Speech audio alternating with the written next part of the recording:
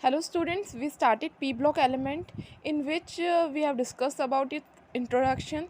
See, P block elements होते कौन से? Element in which the last electron is found in P orbital, है ना? ऐसे element जिसका last electron जो रहता है वो P orbital में enter करता है तो वो P block elements होते हैं. हमने देखा था कि इसमें कितने number of subshells होते हैं, ठीक है. हमने देखा था इसमें मैक्सिमम इलेक्ट्रॉन कितने फिल हो सकते हैं. हमने ये भी देखा था कि 13 to 18th ग्रुप के एलिमेंट्स जो होते हैं उनको क्या कहते हैं हम P block element. 13th group से जो लेकर 18th ग्रुप तक के एलिमेंट्स पी ब्लॉक के अंदर आते हैं, ठीक है ना. अब पीरियोडिक टेबल में जो पी ब्लॉक उसको वर्सटाइल कहा जाता है. क्यों? क्योंकि उसमें जो ग्रुप 13 से ग्रुप 18 के एलिमेंट्स हैं उनके अंदर मेटल्स भी है, नॉन मेटल्स भी है, मेटालॉइड्स भी है, और साथ में उन एलिमेंट्स वो सॉलिड स्टेट में भी है, कुछ लिक्विड में और कुछ गैस में, इसलिए उसको वर्सटाइल कहा जाता है, ठीक है. तो ये हमने general introduction already previously discuss कर ली थी. And now we will start with group 15 element, that is nitrogen family. Okay, group 15 elements को nitrogen family कहा जाता है.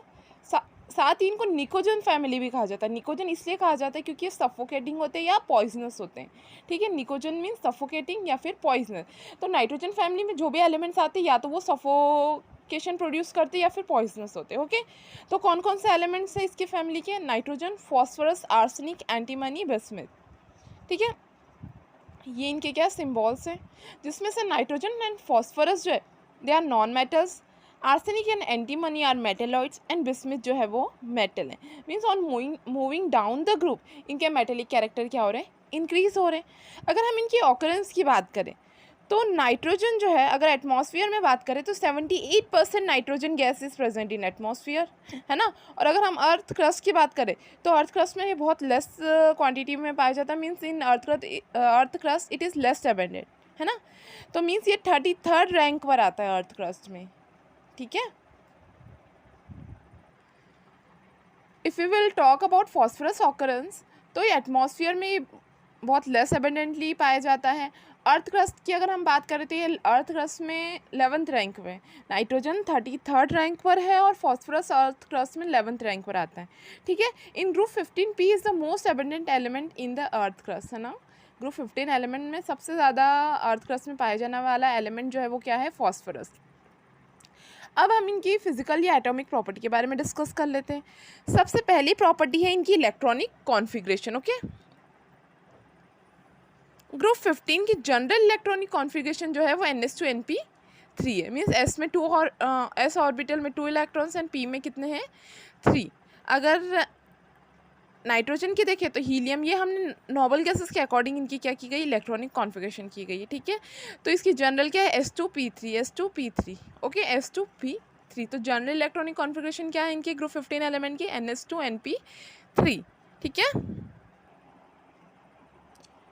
Next is its atomic and ionic radius. अगर हम एटॉमिक और आयनिक रेडियस की बात करें तो on moving down the group इनकी एटॉमिक और आयनिक रेडियस क्या होती है? इंक्रीज होती है. अब उसका रीज़न क्या है? नंबर ऑफ शेल्स इंक्रीज होते हैं. सेकेंड, स्क्रीनिंग इफेक्ट इंक्रीज होता है, और इफेक्टिव न्यूक्लियर चार्ज भी क्या होता है? इंक्रीज होता है, ठीक है. अगर हम स्क्रीनिंग इफेक्ट की बात करें तो स्क्रीनिंग इफेक्ट क्या होता है? देखो, ये एटम का स्ट्रक्चर है, ठीक है. न्यूक्लियस में क्या है? चार्ज है, पॉजिटिव चार्ज है. और अगर हम आउटर मोस्ट शेल इन इलेक्ट्रॉन्स की बात करें तो इन इलेक्ट्रॉन्स पे क्या है? नेगेटिव चार्ज है. तो लास्ट शेल में जो इलेक्ट्रॉन्स प्रेजेंट रहते हैं, अगर इसमें चार्ज बढ़ जाता है, पॉजिटिव चार्ज इंक्रीज हो जाता है, तो ये इसको क्या करने लगता है? अट्रैक्ट करने लगता है. अट्रैक्ट करने की वजह से वो क्या हो जाता है? वो कॉन्ट्रैक्ट होने लगता है. लेकिन क्योंकि यहाँ पे जो ऑर्बिटल्स हैं, ये जो अंदर वाले जो शेल्स हैं, है ना, इनमें भी इलेक्ट्रॉन्स प्रेजेंट है, तो ये इलेक्ट्रॉन्स क्या करते हैं? इसको रिपेल करते हैं, जिसकी वजह से क्या करता जाता है? दूर भागता जाता है. तो इस कारण से इसे क्या कहते हैं? स्क्रीनिंग इफेक्ट कहते हैं, ठीक है. तो on moving down the group screening effect भी क्या होता जाता है? इंक्रीज होता जाता है. तो एटॉमिक और आयनिक रेडियस इंक्रीज होने का रीज़न क्या है? कि नंबर ऑफ शेल इंक्रीज होते हैं और उनका स्क्रीनिंग इफेक्ट क्या होता है? इंक्रीज होता है. Third property is ionization enthalpy. तो on moving down the group ionization enthalpy decreases. अब उसका रीज़न क्या है? क्योंकि एटॉमिक रेडियस इंक्रीज होगा तो आयोनाइजेशन एंथैल्पी क्या होगी? डिक्रीज होगी. आयोनाइजेशन एंथैल्पी होती क्या है? Minimum energy required to remove electron from the outermost orbit. मतलब सबसे बाहर वाले ऑर्बिट में से इलेक्ट्रॉन रिमूव करने के लिए जो मिनिमम एनर्जी रिक्वायर्ड होती है वो क्या होती है? उसकी आयोनाइजेशन एंथैल्पी.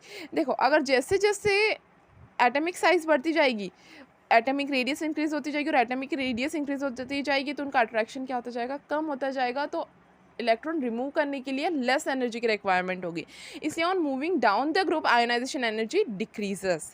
ठीक है, सबसे ज़्यादा ionization energy nitrogen, then phosphorus, then arsenic, antimony, then bismuth. Okay, next is electronegativity. तो what is electronegativity? Power of an atom to attract the shared pair of electron, है ना, towards itself. Shared pair of electrons को अपनी तरफ attract करने की जो tendency होती है वो इलेक्ट्रोनेगेटिविटी कहलाती है। Okay, smaller the size of atom more will be the effective nuclear charge and hence electronegativity है, मतलब जितनी साइज एटम की स्मॉल होगी उतना ही ज़्यादा उसका क्या होगा, इलेक्ट्रोनेगेटिविटी होगी। Means nitrogen to bismuth electronegativity क्या होगी, डिक्रीज होगी, क्योंकि एटॉमिक रेडियस क्या हो रहा है, इंक्रीज हो रहा है। ओके, नेक्स्ट अगर हम ऑक्सीडेशन स्टेट की बात करें तो इसकी जनरल ऑक्सीडेशन स्टेट क्या है, 5, है ना। इस ग्रुप की general oxidation state is 5। Inner pair effect की वजह से ये जो एलिमेंट्स होते हैं ग्रुप 15 के, ये अदर ऑक्सीडेशन स्टेट भी शो करते हैं, मीन्स +5 +3 +1 के ऑक्सीडेशन स्टेट भी को शो करते हैं। Okay, negative oxidation state are only shown by high electronegative element, means nitrogen के द्वारा -3 की ऑक्सीडेशन स्टेट भी शो की जाएगी। मीन्स जो एलिमेंट हाईली इलेक्ट्रोनेगेटिव होगा वो नेगेटिव ऑक्सीडेशन स्टेट भी शो करेगा। Next property is it's melting and boiling point. तो अगर मेल्टिंग पॉइंट की बात करें हम तो ये क्या होती है, on moving down the group क्या होती है, इंक्रीज होती है। नहीं, nitrogen to phosphorus and phosphorus to arsenic increase ही होगी और arsenic to antimony and antimony to bismuth क्या होगी, डिक्रीज होगी। ठीक है, ये एक वेरिएशन शो कर रही है। इसका रीज़न क्या है, देखो नाइट्रोजन टू फॉस्फोरस इंक्रीज हो रही है और फिर फॉस्फोरस टू आर्सेनिक भी इंक्रीज हो रही है ना। क्यों? क्योंकि नाइट्रोजन से फॉस्फोरस और फास्फोरस से आर्सेनिक जो है इनमें डी एंड एफ ऑर्बिटल क्या है, एब्सेंट है। D and f orbital absent होने की वजह से यहाँ पे क्या हो रहा है, रेगुलर इनका मेल्टिंग पॉइंट जो हो रहा है वो क्या हो रहा है, इंक्रीज हो रहा है। ठीक है, और इनका जो एटॉमिक रेडियस है ना, किसका, आर्सेनिक से एंटीमनी और एंटीमनी टू बिस्मथ क्या हो रही, डिक्रीज हो रही।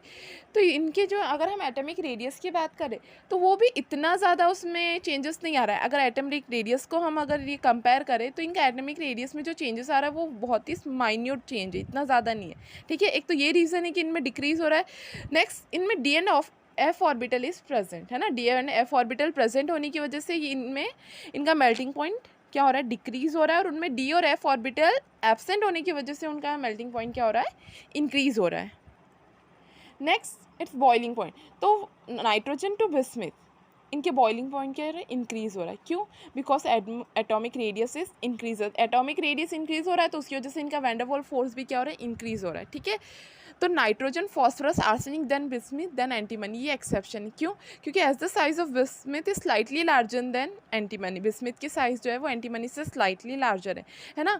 But due to d and f orbital there is weak van der Waals force, तो डी एंड एफ ऑर्बिटल की वजह से इनके अंदर weak van der Waals force exist कर रहा है। ठीक है, इसलिए इसमें क्या हो रहा है, थोड़ा सा वेरिएशन शो हो रहा है। अगर हम डेंसिटी की बात करें तो डेंसिटी क्या होता है, density mass per unit volume. तो नाइट्रोजन और टू बिस्मथ अगर हम बात करें तो वॉल्यूम क्या होगी, इंक्रीज होगी, तो एटॉमिक रेडियस भी क्या हो रहा है, इंक्रीज हो रहा है। लेकिन जितना हम एक्सपेक्ट करते उतना वॉल्यूम इसमें इंक्रीज नहीं होता है। ओके, लेकिन अगर मास की करते तो मास इंक्रीजेस सिग्निफिकेंटली, है ना। तो मीन्स हमारा जो डेंसिटी का फॉर्मूला था मास पर यूनिट वॉल्यूम, मतलब मास के ऊपर मास से डायरेक्टली प्रोपोर्शनल है और वॉल्यूम से इन्वर्सली प्रोपोर्शनल है। लेकिन वॉल्यूम में इतना ज़्यादा चेंज नहीं आ रहा जितना हम एक्सपेक्ट कर रहे हैं। ठीक है, इसलिए density is directly proportional to mass.